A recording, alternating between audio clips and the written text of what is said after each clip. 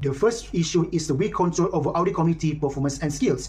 Why this issue is arise in this charter? The first reason is the ESP Audit Committee Charter mainly explains how members are chosen at the beginning, such as the number of members, their independence from management, and their financial knowledge, but it does not explain on how these qualities should not check or maintain after they are appointed.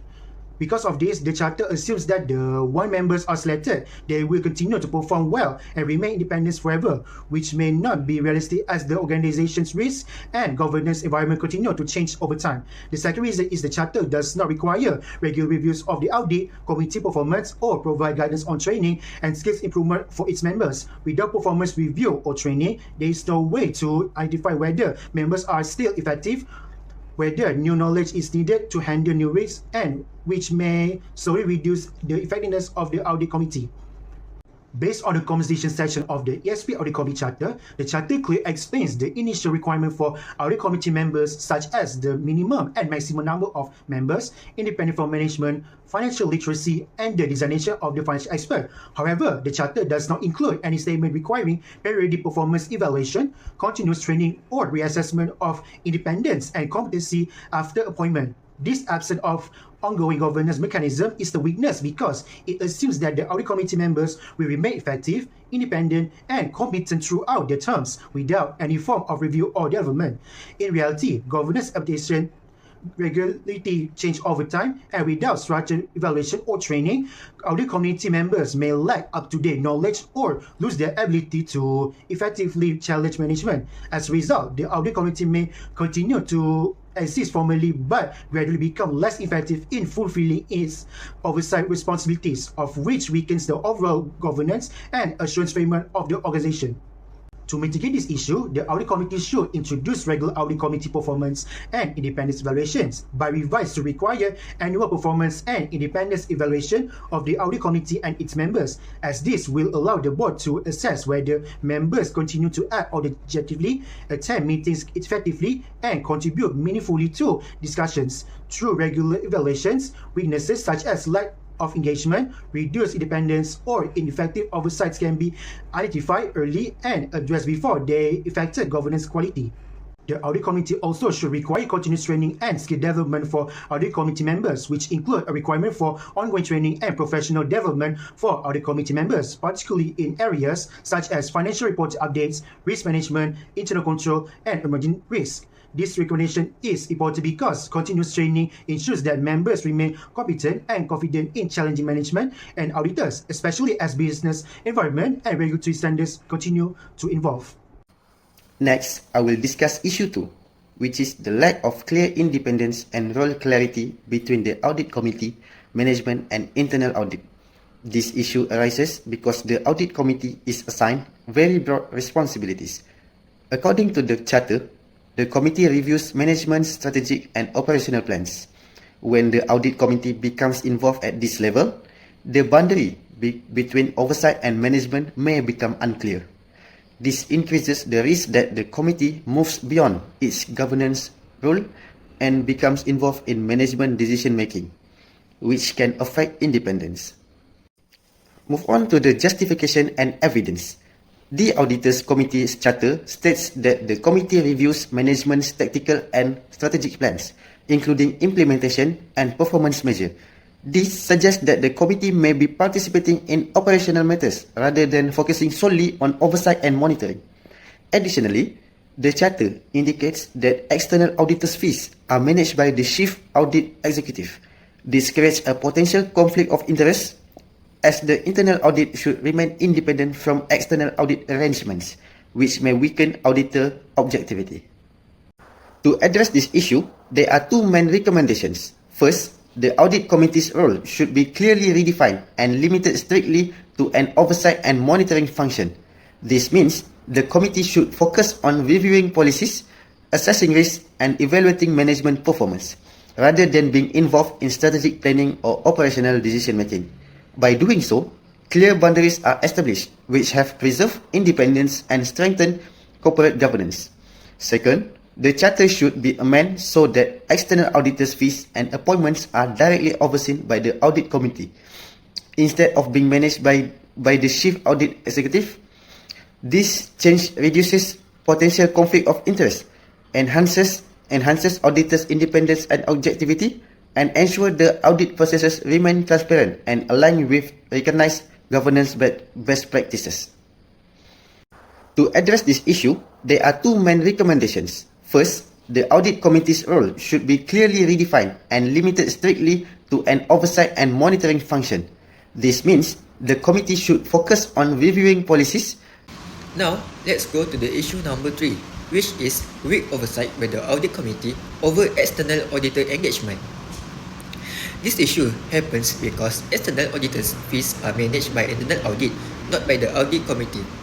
The audit committee does not directly approve or control these fees. Because of this, the audit committee has less power in important audit decisions.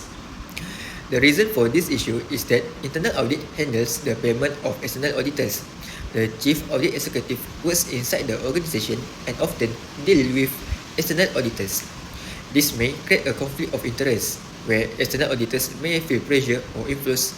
This can affect their independence and professional judgment. Next, this situation is a problem because auditor independence may be affected. When the audit committee does not control the fees, it is harder to make sure external auditors remain independent and objective. This can reduce the quality and fairness of the audit. The evidence for this issue comes from page 3 of the ESP Audit Committee Charter. The charter shows that the audit committee does not clearly control or approve external auditors' fees. This shows weak oversight by the audit committee. So, to solve this issue, there are two main recommendations. First, full control of external auditors' fees should be given to the audit committee. The audit committee charter should clearly state that the committee is responsible for reviewing, approving, and overseeing all external auditor fees. This will strengthen governance and protect auditor independence. Second, internal audit's role should be limited to support only. The chief audit executive should help with coordination and sharing information, but should not be involved in managing or negotiating auditors' fees. In conclusion, this action will strengthen the audit committee's role and ensure external auditors remain independent. Thank you. For the next issue, we identify insufficient emphasis on continuous fraud risk oversight in the Audit Committee Charter.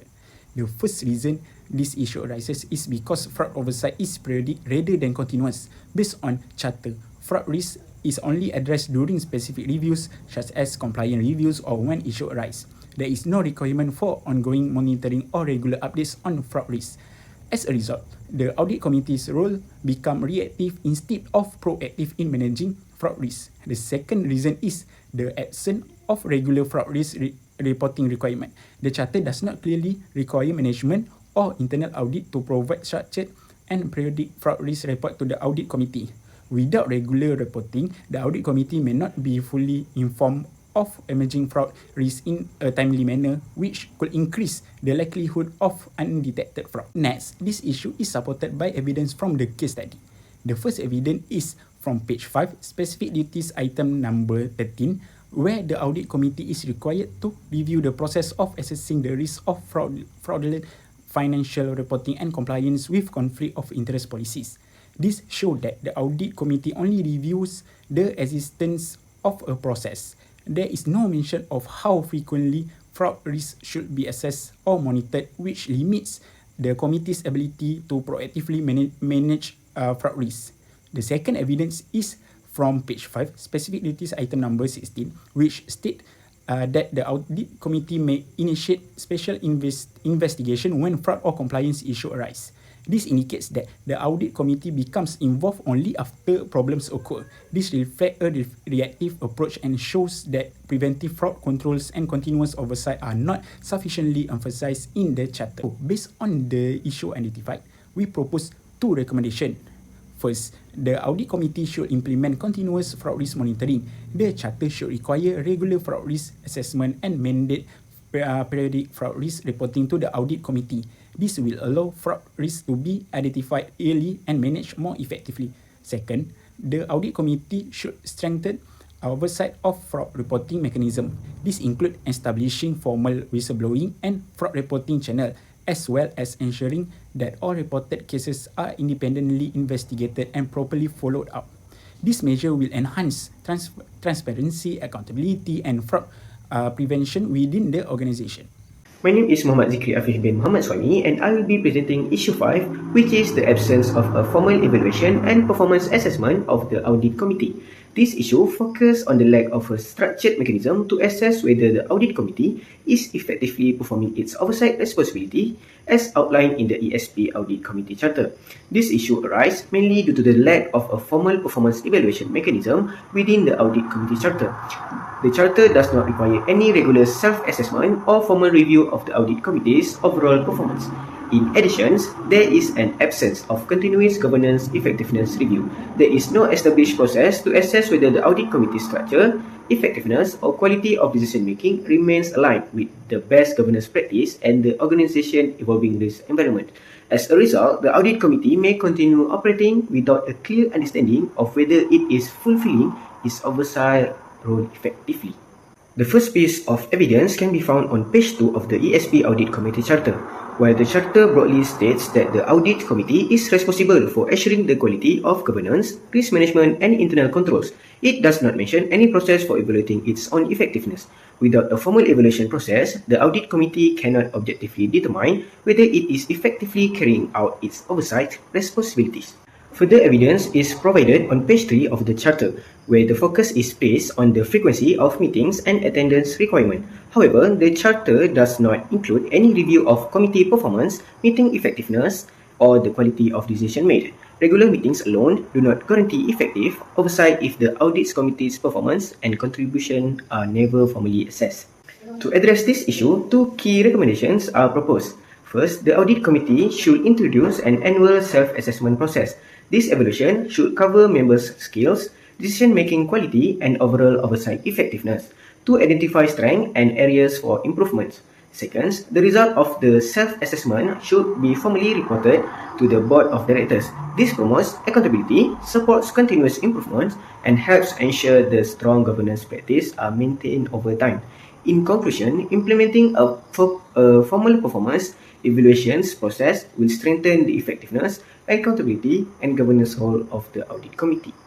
To conclude, our analysis of the ESP Audit Committee Charter identifies several key governance weaknesses that may limit the effectiveness, independence, and oversight role of the Audit Committee. These issues mainly arise from unclear role boundaries, the absence of continuous performance evaluation, and limited structure oversight over audit, risk, and fraud-related matters. To address these weaknesses, we propose several recommendations aimed at strengthening the Audit Committee Charter, improving governance effectiveness, and ensuring better alignment with best governance practices. Overall, this improvement will support a more effective and accountable audit committee. That's all from us. Thank you.